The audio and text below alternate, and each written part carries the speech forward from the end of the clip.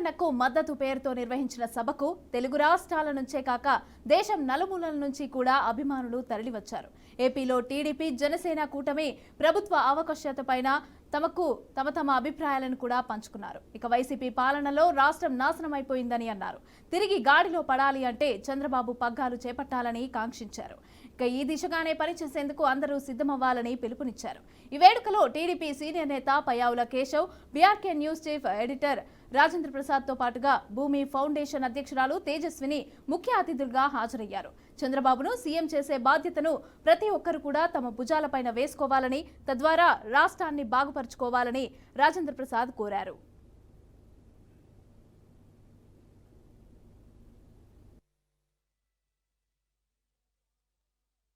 నాకు ఇది సహజంగానే కనపడుతుంది. ఎందుకంటే నెలలో 10 సార్లు బళ్ళారిని చూస్తూనే ఉంటాను, ఈ అభిమానాన్ని చూస్తూనే ఉంటాను.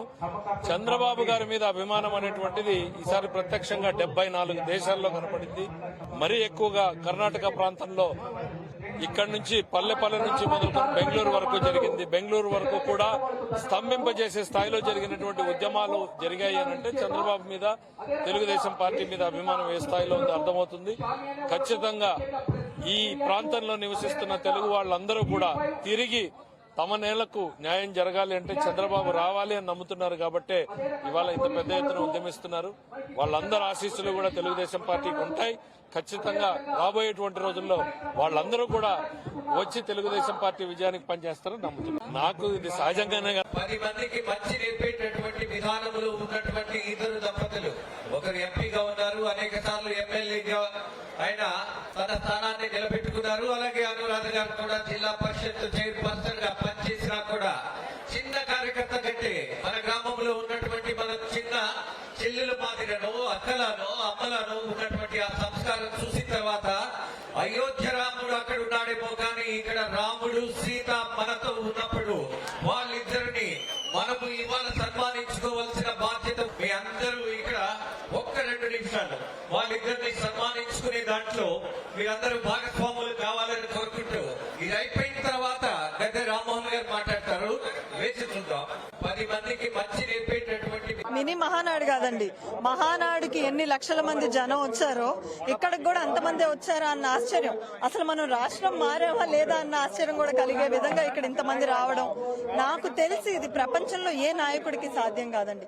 ఇక్కడ మన పార్టీ లేదు, ఇక్కడ నాయకులు లేరు, అయినా కూడా ఇంతమంది స్వచ్ఛందంగా, వీళ్ళందరూ ఇప్పుడు వచ్చిన వాళ్ళు కాదండి, వీళ్ళల్లో చాలా మందికి ఆంధ్రాలో ఓట్లు కూడా లేవు, అయినప్పటికీ వీళ్ళందరూ చంద్రబాబు నాయుడు గారి కోసం నిలబడ్డారంటే అది ఆయన నాయకత్వానికి దక్కిన గౌరవం అని మనం అనుకోవచ్చు.